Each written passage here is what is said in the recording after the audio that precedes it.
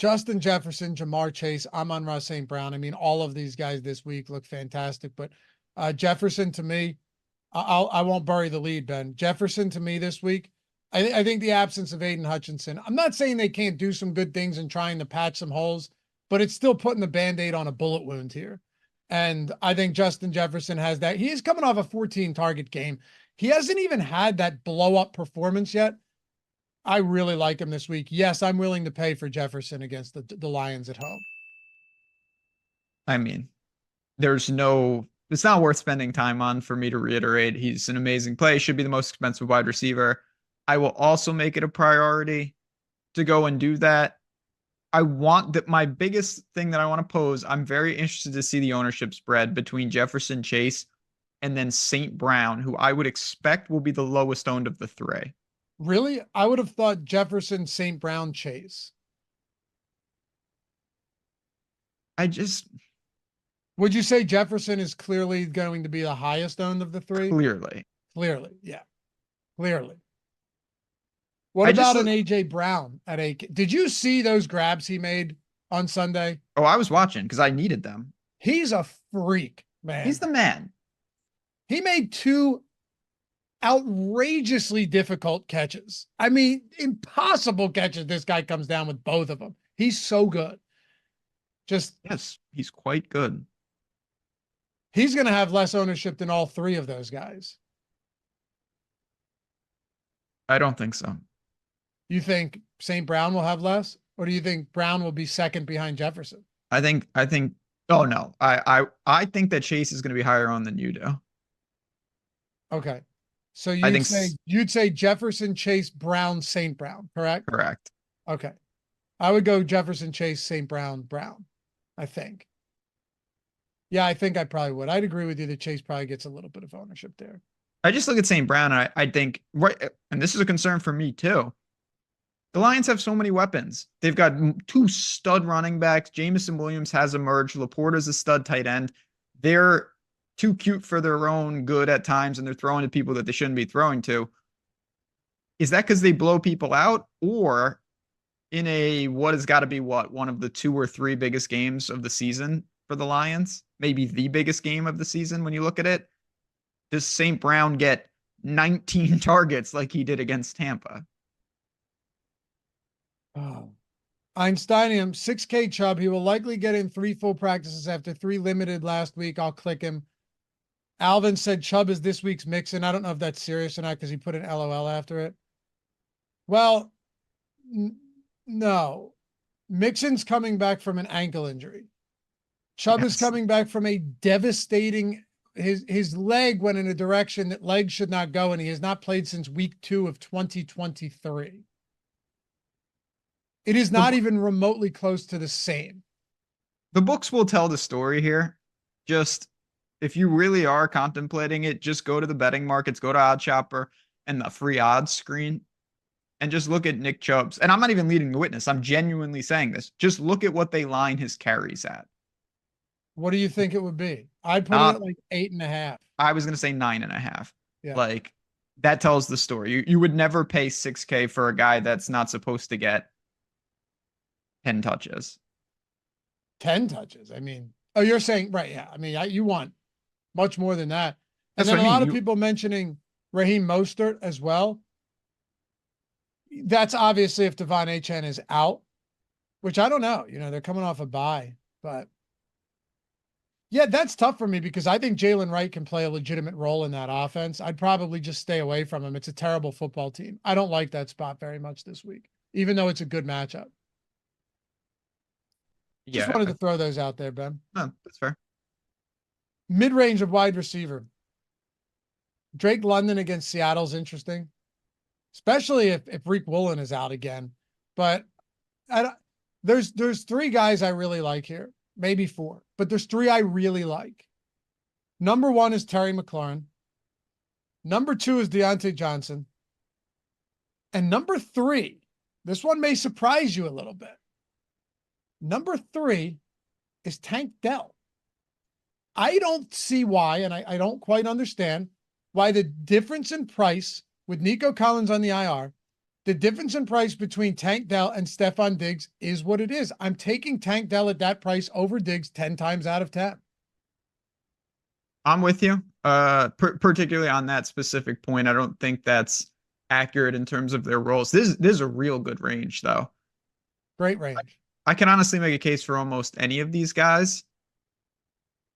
I mean, you got you if you're going with Dalton, I would assume you're saying basically you're preloading Deontay Johnson. You have to. You kind of have to, right? Um, I like Deontay Johnson a lot this week. I do too. You've got McLaurin. I would say he's basically preloaded with Daniels. And these are also one-offs, to be clear. What about DK Metcalf? I like this spot. He was my fourth. I said Okay. maybe four. DK Metcalf would be my fourth. Atlanta has done a good job of, kind of preventing that downfield pass, but DK Metcalf's a monster. And I wouldn't be surprised if his ownership comes in lower than all three of those guys I mentioned. Maybe Tank Dell isn't super popular, but that game could shoot out. I like DK Metcalf. Up top, I'm going with Jefferson just like you. I think that's an undeniable spot. When we get to this mid-range though, it's not as clear cut. I think there's a lot of different options to go to. I wouldn't be shocked to see my lineups have 2 or 3 guys in this range, but I'm going to throw a target for DK Metcalf. I think he's got certainly double-digit target upside, and it's a good matchup. I get it. One more thing, and yeah, I'm with you. I have him listed as well. I also threw Drake London in there. I think he's fine. I have no issues with London. Devontae Smith at sub 7K is okay, but definitely not a priority for me.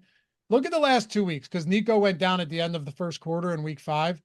The last 2 weeks, the target share is 22% Tank Dell, 19.5%, or I'm sorry, 22% Diggs, 19.5% Tank Dell.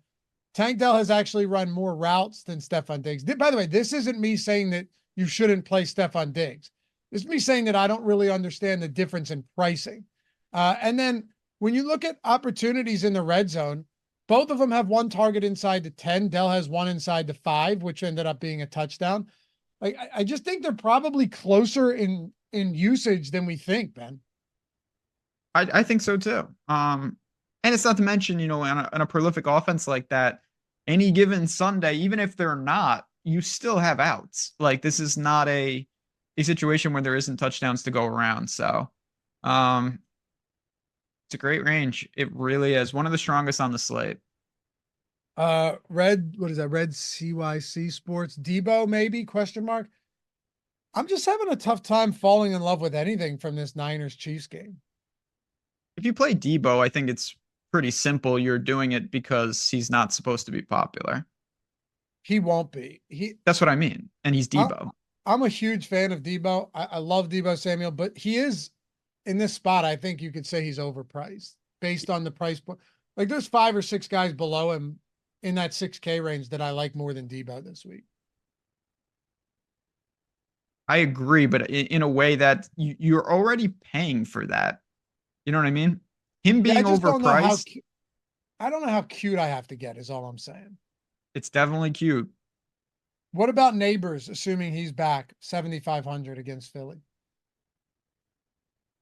Yeah, I mean, he's clearly in play. I'll be honest, I'm not in love with it. I'd rather go get Jefferson. I'd rather go down to McLaurin Metcalf range, but it was a concussion, so yeah, me too. It'd be fine. I like him. Like, he's squarely in play just based on absolutely his target share, but he's not in no man's land, because you might just be able to argue that he's underpriced and he should be up there with the top tier, which in that case, if that's your belief, you should definitely be getting to a lot of him.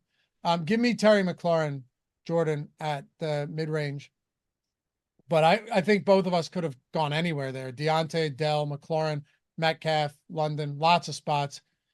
If you want to get cheap, Jordan Whittington's 4,800.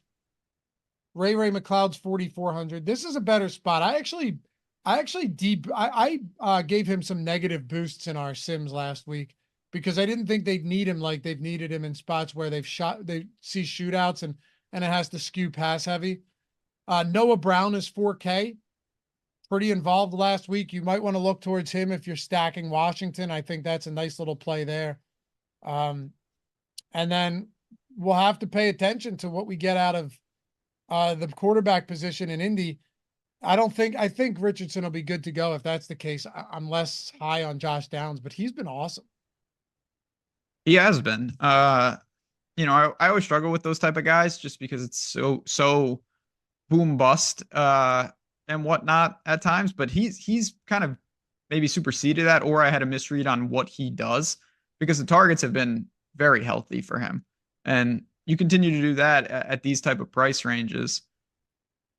I get it. I want so badly to click Amari Cooper. I knew it. I was going to ask you about so it. That was my next spot. badly. That was my next spot. I was going to ask you about Amari. I do too. Against the Bengals. I mean, great spot. Objectively a great spot. Amazing spot.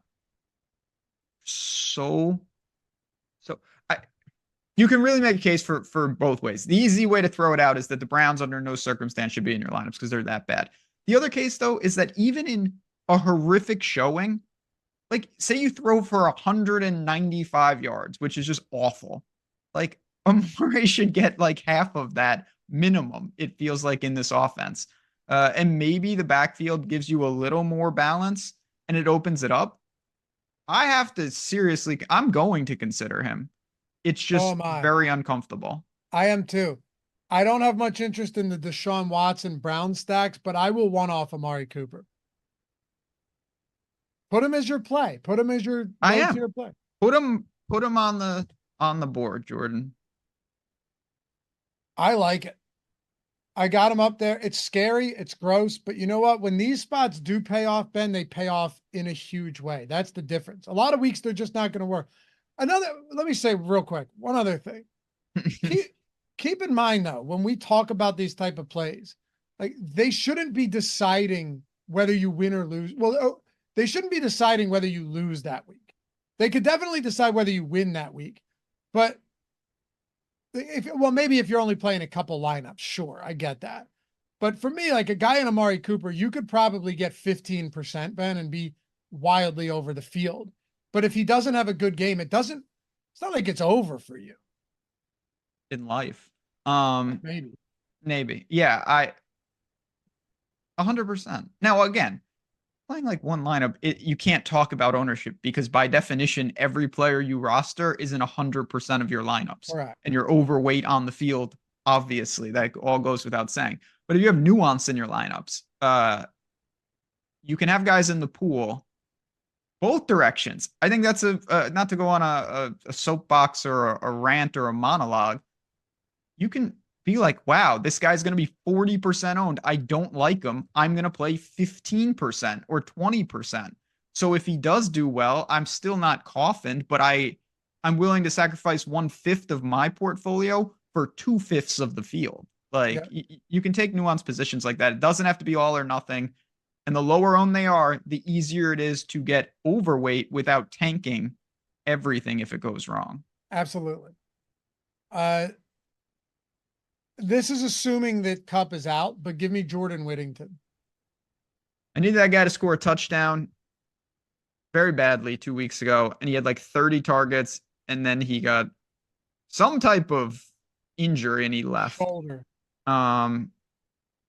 If Kupp is out, Whittington's in a great spot against the Raiders. 18 targets in the last 2. He's clearly emerged, and in that pass-happy offense, sure. Yeah.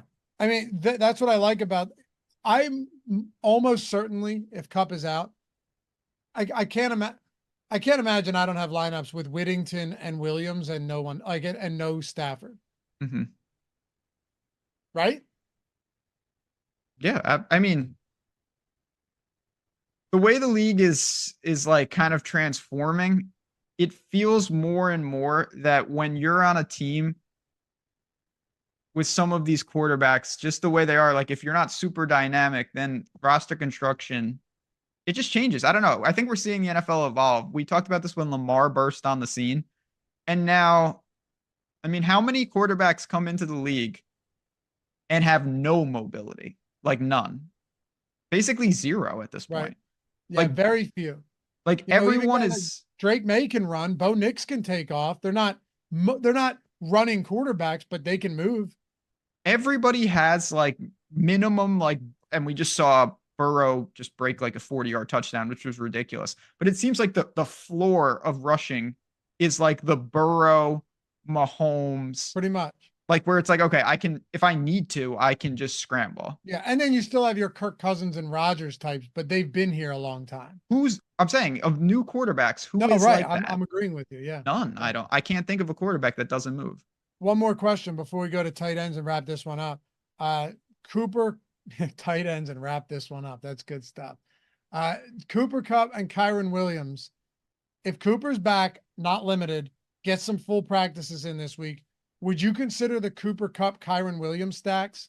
It's expensive, but the opportunities there might be insane. It can be done, but I'll be honest, I don't think I would do that. The It's opportunity cost $16,000. The opportunity cost is a lot when you have so many other good high price players. That is the problem. But man, a 30-point game from the two of them, if I look back, I'd be like, oh, well, I'm not shocked. The second problem with it is when your quarterback isn't expensive either, it makes it even harder for that to work. So True. like if Stafford was 7,000, you'd be like, all right, instead of paying 23,000 for a 3-man stack, I'll go 2-man, and maybe Stafford has a good game but not a great game. Stafford's 56. So how the hell do guys at that level get there to the ceiling, and Stafford at that price doesn't have at minimum a solid game? True. Yeah, yeah. Like you didn't need to play Andy Dalton type game. Yeah. It's like, I mean, it was like Baker last. Like it's almost impossible for that to happen. All right.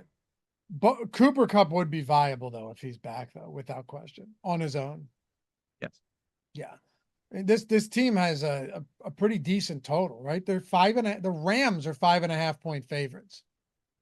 That tells you all you need to know. The That's just Rams, sad. it's sad, all right. 5.5-point favorites.